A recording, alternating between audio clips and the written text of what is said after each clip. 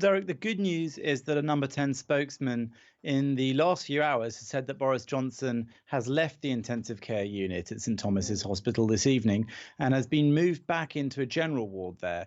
The statement says he will receive extensive monitoring in this early stage of his recovery.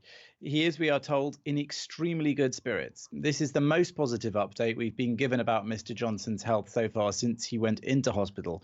Last night, we heard that he was sitting up in the intensive care ward, where he's spent 3 nights now. He went into hospital on Sunday evening, and on Monday evening, he went into the intensive care unit with breathing problems, requiring him to be given oxygen. And though Downing Street didn't provide detailed information about his condition, we were told that he was never on a ventilator and that he did not have pneumonia. Nonetheless, admission to intensive care is serious, and politically, it meant that the country found itself in the middle of the worst combined health and economic crisis in living memory, without a prime minister able to lead the government response.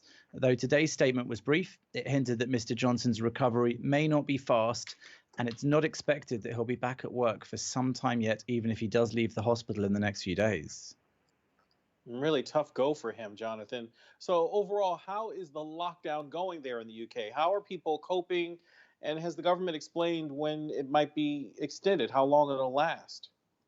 Well, the lockdown is punishingly hard for many, especially those who don't live in spacious accommodation and those without any outdoor space. People are allowed out to exercise once a day and to undertake essential shopping for food, but there's only a limited amount of time that these rules can be maintained before the negative effects of the lockdown start to become difficult to bear.